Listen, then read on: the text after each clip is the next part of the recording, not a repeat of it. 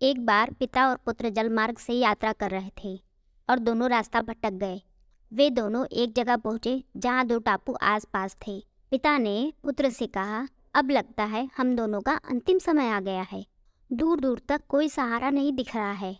अचानक उन्हें एक उपाय सूझा।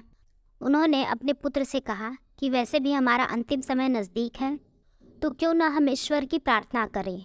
उन्होंने दोनों टापू आपस में बांट लिए, एक पर पिता और एक पर पुत्र, और दोनों अलग अलग ईश्वर की प्रार्थना करने लगे। पुत्र ने ईश्वर से कहा, हे भगवान, इस टापू पर पेड़ पौधे उग जाएं, जिसके फूल फल से हम अपनी भूख मिटा सके। ईश्वर ने प्रार्थना सुनी। तत्काल पेड़ पौधे उग गए और उसमें फूल फल भी आ गए। उसने कहा, यह तो चमत्कार हो गया। फिर उसने प्रार्थना की, एक सुंदर सी स्त्री आ जाए, जिससे हम यहाँ उसके साथ रहकर अपना परिवार बसाएं। तत्काल एक सुंदर सी स्त्री भी प्रकट हो गई। अब उसने सोचा कि मेरी हर प्रार्थना सुनी जा रही है, तो क्यों न हम ईश्वर से यहाँ से बाहर निकलने का रास्ता मांगे। उसने ऐसा ही किया। उसने प्रार्थना की, एक नाव आ जाए जिसमें हम सवार होकर यहाँ से बाहर निकल सके। तत्काल नाव प्रकट हुई और पुत्र उसमें सवार होकर बाहर निकलने लगा।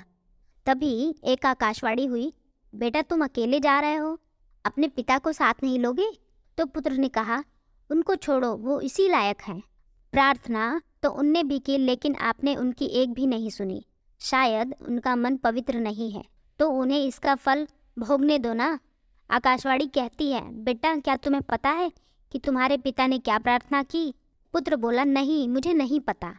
तो सुनो, तुम्हारे पिता ने एक ही प्रार्थना की, हे भगवान, मेरा बेटा जो आपसे मांगे आप उसे दे देना।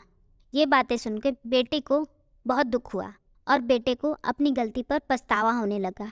तो दोस्तों, अगर आपको मेरी कहानी अच्छी लगती है तो मेरे चैनल को सब्सक्राइब कीजिए, शेयर कीजिए और कमेंट में लिखकर भी बताइए। तो फिर मिलते हैं एक नई सी कहानी।